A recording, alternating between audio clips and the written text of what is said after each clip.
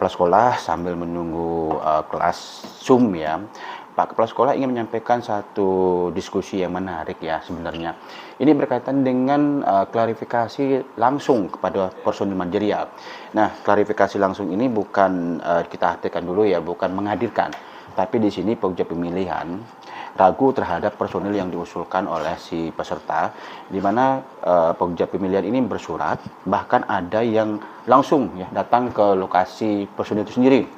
Nah, pertanyaannya, apakah tahapan langkah tersebut itu diperkenankan, dimungkinkan di dalam proses pemilihan, atau bila mana misalkan apakah klarifikasi kepada personil ini dapat menyebabkan peserta Pokja Pemilihan menggugurkan penawaran peserta bila mana misalkan personil itu tidak bisa terklarifikasi atau bisa terklarifikasi namun jawabannya bahwa personil tersebut tidak merasa diusulkan ya.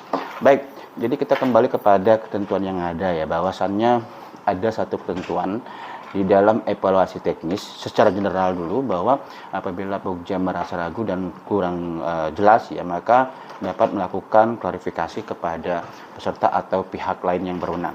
Nah, pihak lain yang berwenang ini apakah masuk kepada sisi personil sendiri, dan apakah kita juga akan menganggap bahwa personil adalah pihak lain yang berwenang? Maka tentu kita harus sepakat dulu nih, yang dapat memutuskan suatu keputusan di dalam klarifikasi atau memberikan keputusan penjelasan terkait adanya proses klarifikasi siapa? Apakah personil ataukah peserta? Nah, kalau kita misalkan sepakat dengan personil, maka kita harus kembali dulu. Apakah personil ini menyampaikan penawaran dan dia juga layak dianggap sebagai peserta?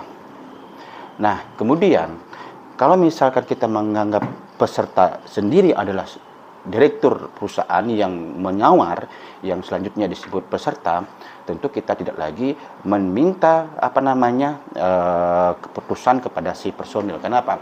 Karena personil tidak terlibat sebagai peserta, tapi dia hanya pemenuhan syarat si peserta untuk memenuhi persyaratan teknis tentang personil manajerial.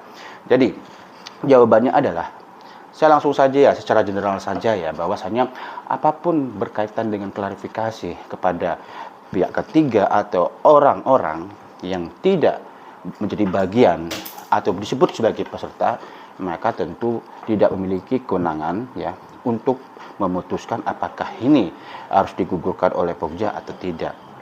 Saya contohkan tadi dengan kasus apakah dengan melakukan klarifikasi langsung atau menyampaikan surat kepada personil merupakan bagian yang dilarang. Saya tidak menemukan bagian-bagian yang dilarang ya. Ini artinya apa?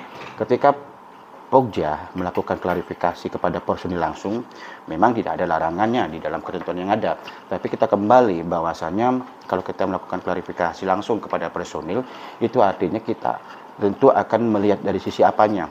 Kalau kita hanya memastikan apakah personil itu diusulkan di dalam penawaran, tentu pada saat si personil itu mengatakan bahwa dirinya tidak diusulkan, maka tidak menjadi bagian, bahwasannya si Pokja itu akan langsung memutuskan bahwasannya penawaran si peserta itu gugur.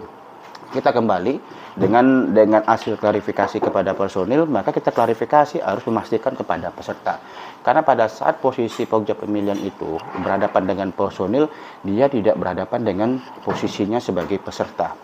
Nah, dengan kondisi-kondisi yang ada, maka si Pokja Pemilihan mengundang kembali si peserta untuk meyakinkan pendapat atau hasil klarifikasi pada personil.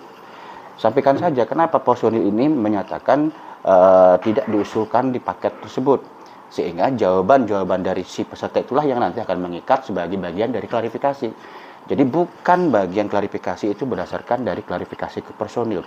Jadi di sini berita acaranya pun tidak berkaitan dengan bahwa Pokja melakukan klarifikasi ke personil, tapi Pokja melakukan klarifikasi kepada direktur atau pesertanya, sehingga yang muncul dalam berita acara sesuai dengan ketentuan yang ada adalah peserta itu sendiri. Jadi peserta itu menyampaikan keterangan-keterangan yang tentunya nanti akan menjadi hal-hal apakah nanti menggugurkan atau tidak. Oke, teman-teman semua. Jadi itu sedikit pembahasan